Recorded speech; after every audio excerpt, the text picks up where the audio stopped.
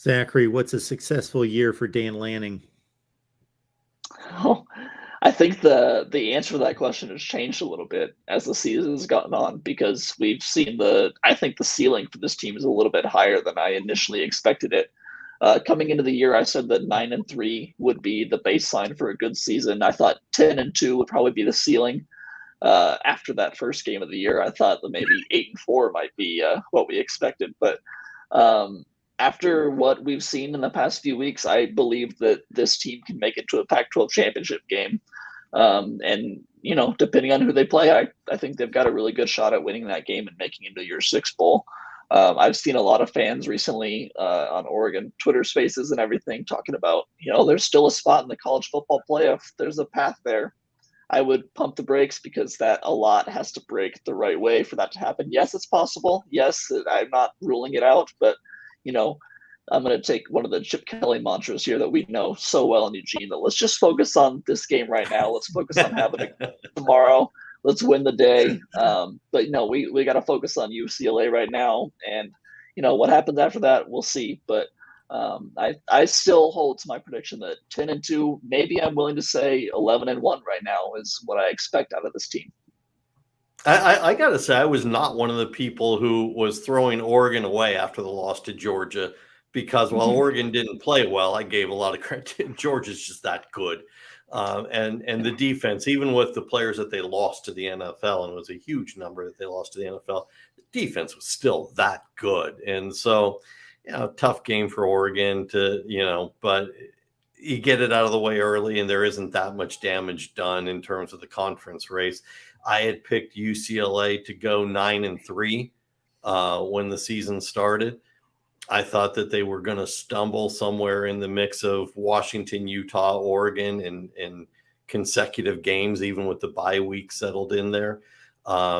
The win over Washington was fine, but I looked at Washington and their big wins are over a bad Michigan State team and a bad Stanford team, so it's kind of like, not that big a deal. The Utah game impressed me. That really hit a chord with looking at what UCLA was capable of. And, now 9-3 feels like I undersold them. So we'll see what happens Saturday, of course. Matt, do you have anything else for these two? Final question would simply be, as not just forecasting this game, UCLA Oregon, but also the rest of the Pac-12 season to come heading into November. Is any Pac-12 team going to win one of these big road games? Because we saw UCLA hold serve against Utah.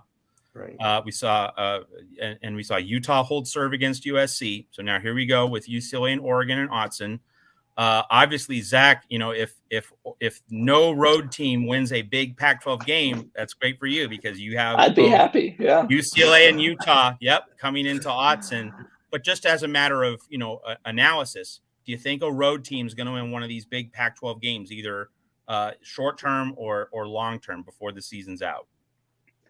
I certainly wouldn't rule it out. I think at some point the odds are stacked in the favor of someone. I mean, these teams are so good and a lot of them are so even keeled, and there are a lot of good matchups that I think that there's at some point something's going to break to where one of these road teams really gets a big victory because they're all very, very talented teams. But let's just hope it's not this weekend.